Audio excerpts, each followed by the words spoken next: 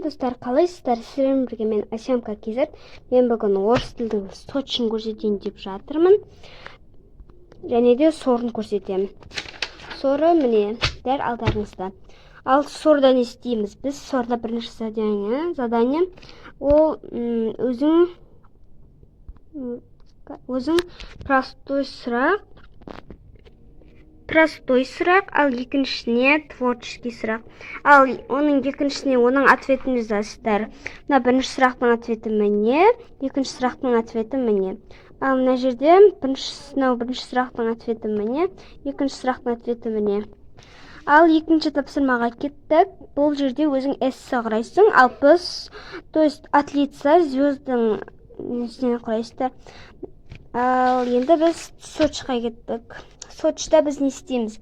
Бірінші заданиеде бір текст беріледі, содан сравнение эпитетиді табамыз. Мән бермей қойыңыздар. Вот дұрыс. Ал екінші сұрақта звездопад ол не? Соны жазатын боламыз не екен. Ал үште оның біреуін таңдайсың, мен оны таңдаған болатын. Төртте екі текстте не кездеседі, соны жазасың.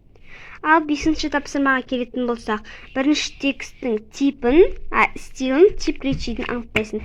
Солай, бірінші текстте художественный стиль, тип речи, описание. Екінші сұрақта да сол публический стиль, тип речи, рассуждение. Задание 2. Бұл ең соңғы тапсырма. Письмо дейді. Эссе жазасың, ол солнце удивительная звезда, екі тақырып беріледі. Мен соның біреуін таңдадым. Вот. Яқта жалғасы бар.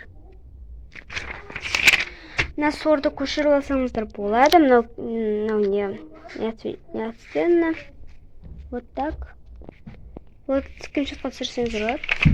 Мына жерде соч бар. Осыны түсіріп алсаңыздар да болады. Міне жалғасы. Ұнаса лайк басып, подписаться етіп, колокольчикті ұмытпай жүрсеңіздер. Көптеген тыжылар салатын боламын. Сіздерге ұнайды деген ойдамын. Сау болыңыздар.